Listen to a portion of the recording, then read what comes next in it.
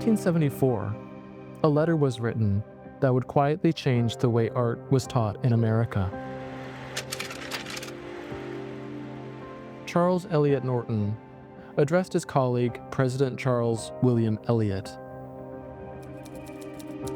My dear Charles, in a complete scheme of university studies, the history of the fine arts in their relation to social progress, to general culture, and to literature should find a place.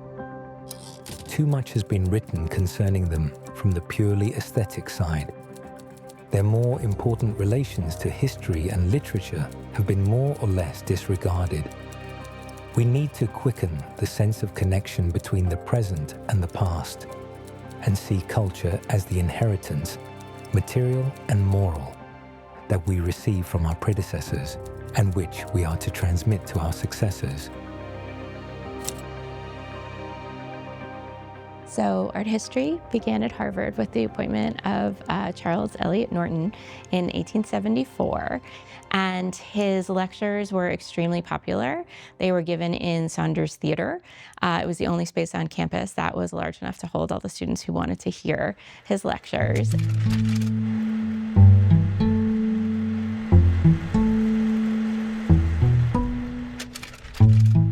He arranged for his colleague, the artist Charles Herbert Moore, to give courses in drawing and in watercolors to accompany his lectures to the students. So this is really the first fusing of art historical instruction and practice-based exercises. And this is a long legacy on campus that continues even in our work today.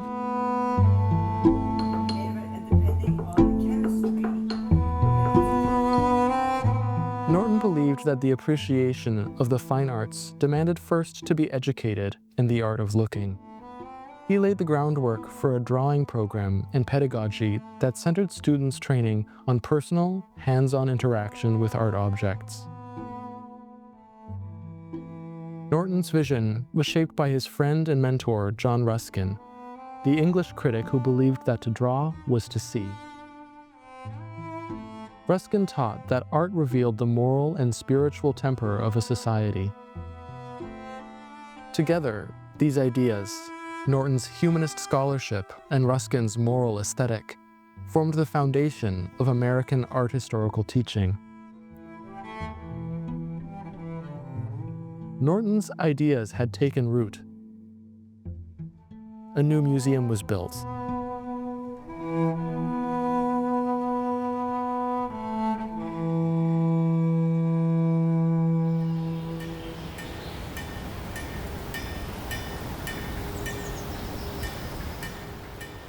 The 1927 Fogg Museum, the brick building on Quincy Street, was erected that the museum could really start to function as a laboratory for fine arts. And that building, of course, was the brainchild of Edward Forbes and Paul Sachs, who wanted a joint teaching facility and campus art museum, where students could come into contact with original works of art and also had space for hands-on experimentation and learning by doing.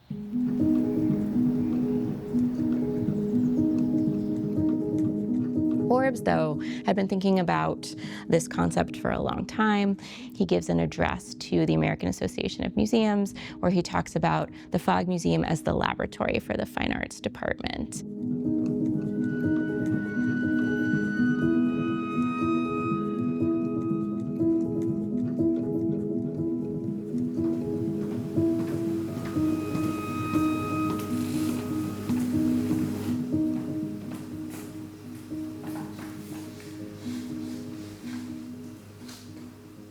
Edward Forbes was the second director of the art museums. He was the director here from 1909 to 1944.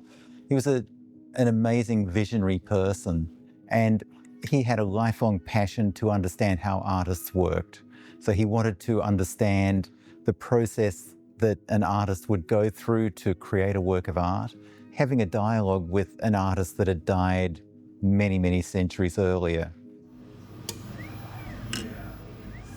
They were able to use standards that they had collected of pigments and identify what the materials were. And so what we have now is this large library of standards that Edward Forbes had put together which is what we see as a collection of pigments.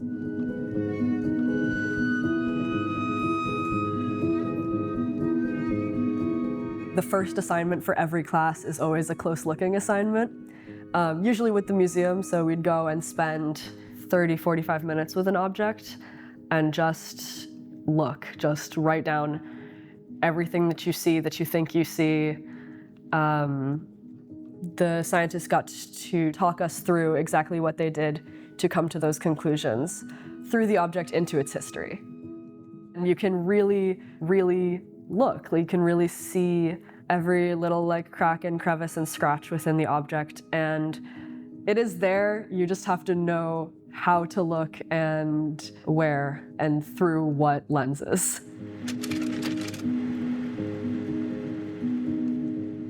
As Forbes explained in 1911, the goal was to bring the critical and the creative into dialogue. Art is not dead, he wrote.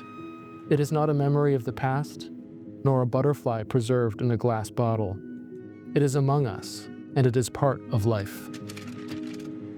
Forbes laid the foundation for a new kind of art education, one that saw the museum and the department as a shared ecosystem, where teaching, research, and the close study of objects were inseparable.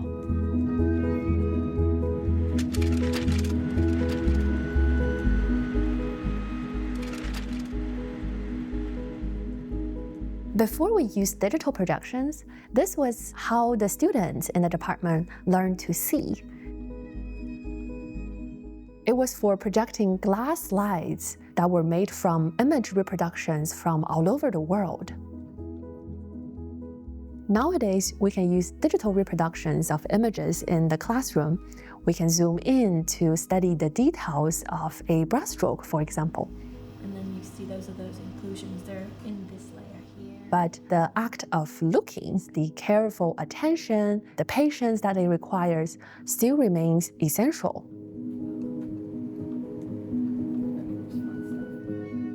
Besides the museum, another space central to our study is the Fine Arts Library. In the library, we encounter objects that are not in glass cases, but through the lens of history and writing.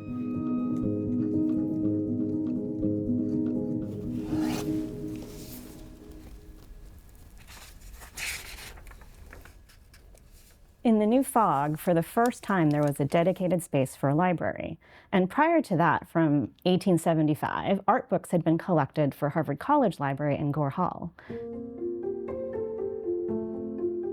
Now, starting in 1927 in the new FOG, Louise Lucas was the very first director of the FOG Museum Library, and she eventually became the first director of what is now the Fine Arts Library.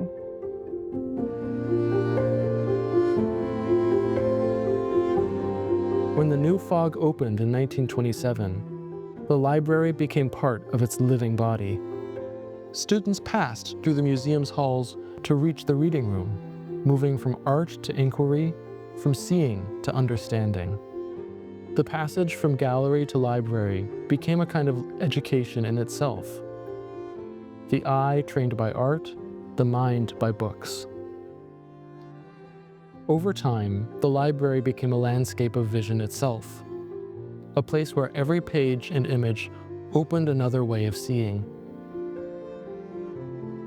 So in this era of digital content, this emphasis on the physical object, whether it's a book or a photograph or an artwork, really persists, and it's directly supported by library collections. So the experience of studying art history at Harvard has always focused on the object, whether that's in the classroom or in the museum or in the library. They were referred, the three of them, as the Troika, and their histories and development have been long and inextricably linked. Faculty, curators, and students have stamped themselves onto this library, and their lingering presence sort of invokes a camaraderie of fellow travelers that transcends the passage of time, and even collapses the distance between the last 150 years.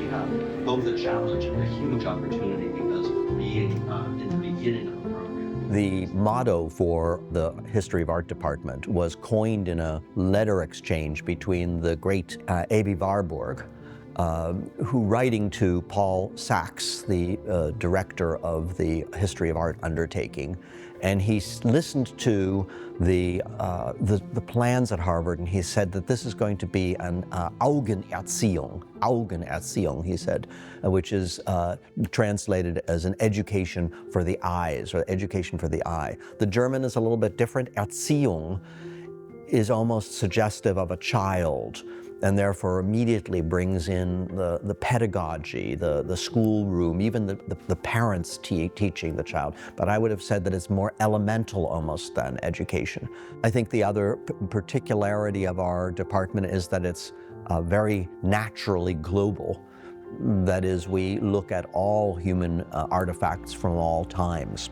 In our own way, each of us pursue both what we're expert in and what's special about our part of the world and time and space, but also we try and create dialogues between these different forms of expertise.